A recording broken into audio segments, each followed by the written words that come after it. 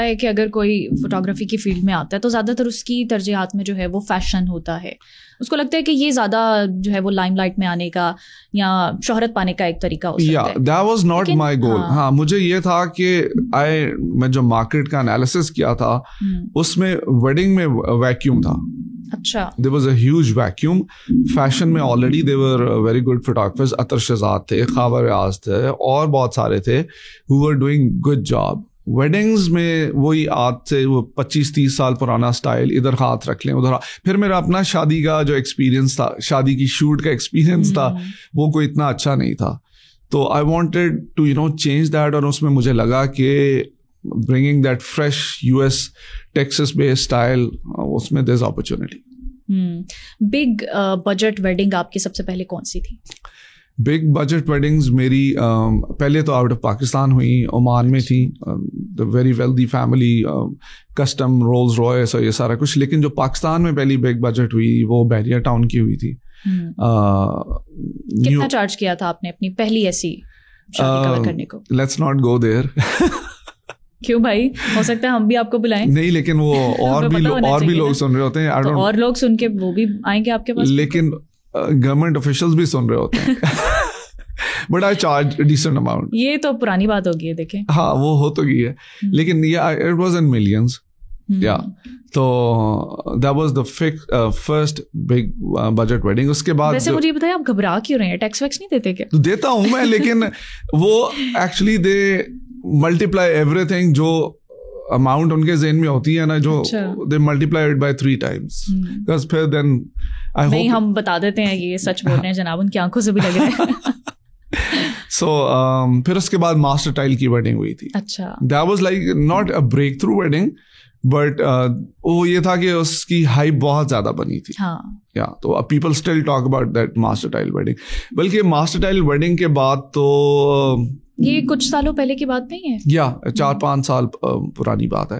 उसके बाद तो ब्रांडिंग को, यानी शादियों को यूज करना शुरू कर दिया कंपनीज ने एज देयर ब्रांडिंग एक्टिविटी। अच्छा। या so instead of spending millions and millions on billboards etcetera, they found it as a way, because social media हमारा स्ट्रांग था।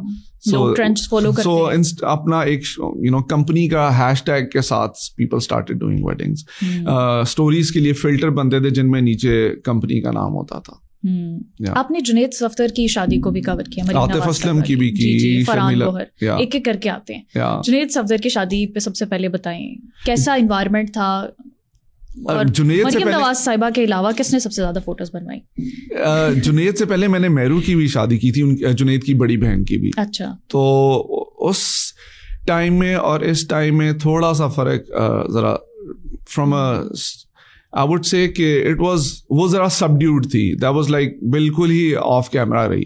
So इसमें ये था, Maryam of course, Maryam ji she is a very elegant lady and she knows how to pose for the camera। तो उनकी दुल्हन से ज्यादा ग्लैमरस पिक्चर्स मरियम नवाज साहिबा की थी। तो क्या कोई स्पेशल ब्रीफ किया था उन्होंने? No, not at all। It's just that जो दुल्हन थी वो she was very camera shy। अच्छा। या और फिर उन्होंने अपनी एक फोटोग्राफर फ्रेंड को हायर किया हुआ था। तो वो उनका सारा फोकस बिकॉज अपना प्राइवेट शूट राइट।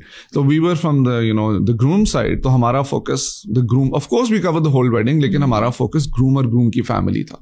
या शादी तो टूट गई, फायदा बड़े लोगों का हो गया आप जैसे। हाँ नहीं, यस, वो आई कुड सी के शादी ज्यादा देर नहीं चलेगी। Because ऐसा क्या देखा? I mean, you see the dynamics, you see the interaction, and you can tell के there's friction. क्या मतलब दुल्हन वालों के कुछ एक्सप्रेशन परेशान थे? Yes, परेशान नहीं।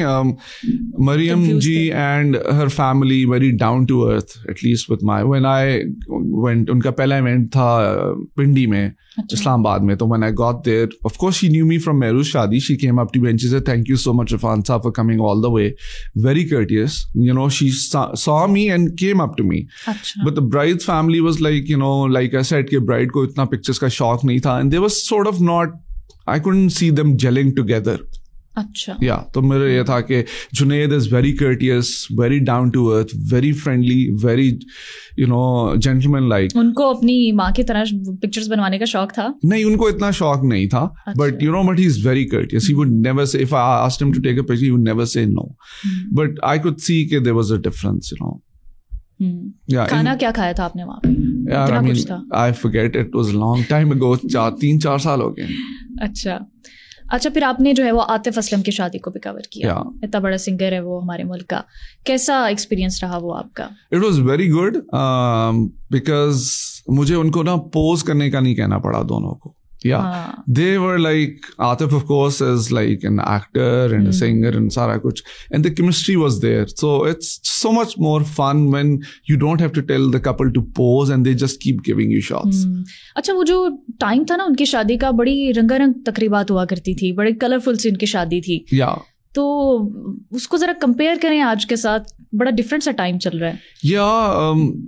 उनकी शादी, अच्छा जो कराची की शादियां हैं ना, वो लाहौर की शादियों से बहुत डिफरेंट है। अच्छा, कराची की शादियां आर नेक्स्ट लेवल। शुरू में जब मैं आया था तो I would go to Karachi a lot, because Karachi is like 5-10 साल वहाँ के लोग बहुत एंटरटेन करते हैं। सुबह हम 5-10 साल कराची से पीछे चल रहे होते हैं। तो वहां पे आई रिमेम्बर एक शादी थी, तो उस पे संगीत नाइट थी, तो उस पे वो मुन्नी बदनाम हुई गाना है, उस वक्त बहुत पॉपुलर था। तो उन्होंने पूरे सलमान खान की तरह के इंडियन पुलिस यूनिफॉर्म पहने हुए थे और सारा बड़ी कोरियोग्राफ्ड शादी थी।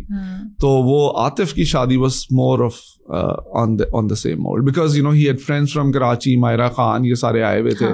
तो there's more फिर वो पूरा जो है ना वो एक्टिंग वाला माहौल और सिंगिंग वाला माहौल होगा, जबरदस्त। अच्छा, फरहान गौहर और उर्वा की शादी को भी आपने कवर किया, वो भी एक्टर, मॉडल्स, वहाँ कैसा आपका एक्सपीरियंस रहा? It was very nice. Like I said, the best thing is कि they know how to pose.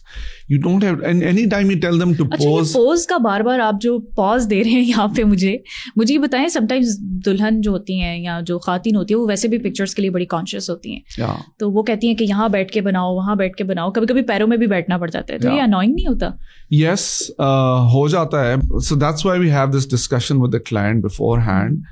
A photographer, जो मेरी फिलॉसफी है, जो मैंने सीखी है अमेरिका में, is like a fly on the wall. Let's say there's a fly on the wall. It's sitting there. It's observing everything. But it is not intruding into the moment. सही बात है. It is capturing what is happening, the emotions, the interaction. जब आप किसी के मुंह पे चढ़ के या पाँव में बैठ के, जबरदस्ती का लगता है, it seems forced. So even जब मैंने, like I said, मैंने आतिफ असलम और सारा की शूट करा था, तो I was shooting बहुत दूर से. I had long lens and they were just playful with each other, interact कर रहे थे, and the pictures are priceless. Of course I can't share, उन्होंने सिर्फ एक ही पिक्चर अलाउ की है जो मैंने शेयर की अभी रिसेंटली। लेकिन so those are the pictures that are very organic and raw. So ये इधर बैठ के, आजकल का ट्रेंड बना हुआ है कि आप बिल्कुल मुंह के पास जाके आप ऐसे कर रहे होते हैं, तो that's not, I'm not a fan. अच्छा भी नहीं लग रहा होता, और कुछ लोग इसमें कंफर्टेबल भी नहीं होते। Exactly, और उसके अलावा सिर्फ एक फोटोग्राफर थोड़ी होता है इवेंट पे, there are other photographers as well from the other side as well. तो आप उनके फ्रेम में, अभी I just covered a निकाह आसिफ जाह हवेली में, और वहां पे फोटोग्राफर, अब इधर ब्राइड बैठी है, ग्रूम बैठा, अब एक फोटोग्राफर जो वो बिल्कुल पाँव में बैठ गया है और वो नीचे से बैठ के यूं कर रहा है, और मैं कह रहा हूँ कि यार अब हमारे हर शॉट में वो है, so it doesn't look nice. अच्छा, लेंसेज की आपने बात की, ये बड़े इंपॉर्टेंट होते हैं फोटोग्राफी में, वाइड लेंस होते हैं और भी पता नहीं कौन कौन से होते हैं। तो क्या जो एलीट शादियां होती हैं वो स्पेसिफिक लेंस मंगवाते हैं आपसे, या आपको पता होता है कहाँ पर कौन सा लेके जाना? नहीं, हमारे पास, हमारे आर्सेनल में हर चीज़ पूरी होती है। वाइड एंगल भी होता है, टेलीफोटो भी होता है, और जो दूर से उसे टेलीफोटो बोलते हैं। बट इट ऑल डिपेंड्स कि let's say, so we plan it like there is a whole team, मैं हूँ, मेरी टीम है, कुछ के पास वाइड एंगल होता है, कुछ के पास मिड रेंज जूम होता है, कुछ के पास टेलीफोटो होता है। तो according to the environment you use the lens. अगर एंट्रेंस हो रही है तो मैं टेलीफोटो लेके स्टेज के राइट पे हो जाऊंगा, सो आई कैप्चर दूर से, कुछ मेरे फोटोग्राफर्स आगे, कुछ लेफ्ट पे, कुछ राइट पे, so you have to mix and match. लेकिन आजकल ट्रेंड एक ही बना है कि एक वाइड एंगल लेंस लेके आप ब्राइड ग्रूम के इर्द गिर्द घूमते रहो विद इन 3 फीट 4 फीट के रेडियस में। बहुत अमीर जो होते हैं या जो नॉर्मल अमीर होते हैं, उनकी शादियों में क्या फ़र्क होता है? फिर इक्विपमेंट का फ़र्क भी वहाँ पे आप डालते हैं पैसों के हिसाब से? नहीं, इक्विपमेंट का फर्क नहीं होता, द रिसोर्सेज कितनी भेजनी है उसका फर्क पड़ जाता है। अच्छा, रिसोर्सेज बोले तो लाइक कितने लेंस आपने भेजने हैं साथ, कितने लोग भेजने हैं। अगर एक छोटी वेडिंग है तो 2 फोटोग्राफर्स और 2 बल्कि सम टाइम 1 फोटोग्राफर 1 वीडियोग्राफर भी होता है। हाँ जी। लेकिन अगर एक बड़ी वेडिंग है then you need 4 photographers 4 videographers. तो इस तरह से, because it's not just sending the resources, जो प्राइस बढ़ती है उसके बाद आपने जब 4 कैमरे की फुटेज को एडिट करना है, वो काम आपका एक्सपोनेंशियली इंक्रीज हो जाता है, टाइम एफर्ट।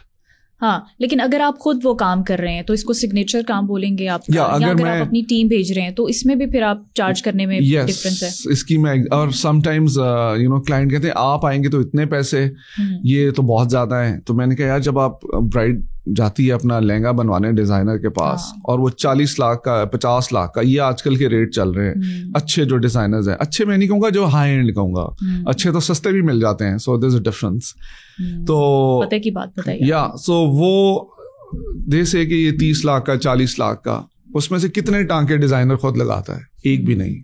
वो सिर्फ स्केच करके और शशका डाल के और चले जाते हैं। बाद में तो अड्डे वाले लगे होते हैं, राइट। तो इधर आप कह रहे हैं कि मैं स्टेज के आगे पीछे भागूं, रुखसती भी पकड़ूं, तो फिर प्राइस विल गो अप। तो दैट्स द सिग्नेचर कवरेज। अच्छा, बाहर भी आपने बहुत सारे इवेंट्स कवर किए हैं। पाकिस्तान में जो शादियां होती हैं वो बहुत देसी स्टाइल में वेडिंग्स होती हैं, बहुत हल्ला गुल्ला, बहुत सारे इवेंट्स और रस्में होती हैं। बाहर सिंपल सी शादी होती है, तो काम भी क्या ज्यादा कम होता है? यस, सिंपल इसलिए होती है कि बाहर लेबर इज सो एक्सपेंसिव। यहाँ पे आपको चीप लेबर मिल जाती है, डिकोर बहुत अच्छा हो जाता है, आपको हर स्टेप पे हेल्प मिल जाती है। उधर हर काम आपने खुद करना होता है। आपने कितनी ट्रेज अरेंज करनी है, पहले बनानी है, फिर उठा के गाड़ी में रखनी है, फिर लेके जानी है।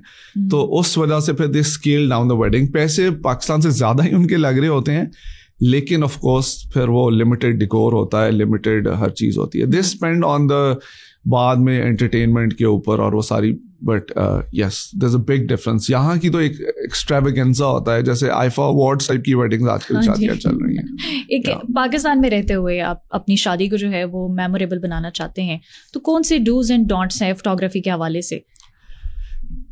देयर इज अ सेइंग कि too many cooks spoil the broth. ठीक है, इस वक्त हो क्या रहा है कि everybody wants to go viral, not just the photographer but also the clients. और वो क्या करते हैं कि चाहते हैं कि हमारी हर पेज पे पिक्चर लगे, हमारे इस पेज पे भी लगे, इस पेज पे भी लगे, इस पे, और वो तुम भी आ जाओ, तुम भी आ जाओ। और इस वक्त जो हालात हैं, photographers to get viral, they keep on पता करते हैं कि कहाँ बड़ी शादी हो रही है, और फिर वो वहाँ पहुँच जाते हैं, और क्लाइंट को पता भी नहीं होता।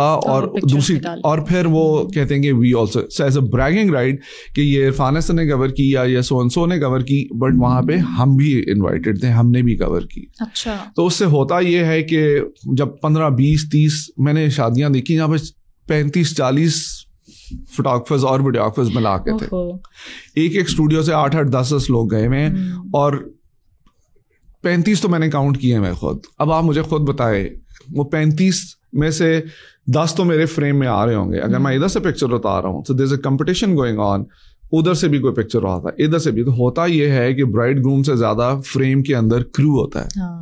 सो you don't need to do that. Hire 2 studios and keep a check on the number of people. Security भी रखनी पड़ेगी अब. Yes, yeah. So limit the number of photographers and videographers at the event to make sure you get the good, because after a certain point crew बढ़ाने से सिर्फ pictures खराब होती हैं. तो एक average शादी के लिए आप क्या cost करते हैं? It depends कि कितने लोग हैं. 500-600 लोग हैं तो मेरे ख्याल में 3 photographers और 3 videographers are more than enough.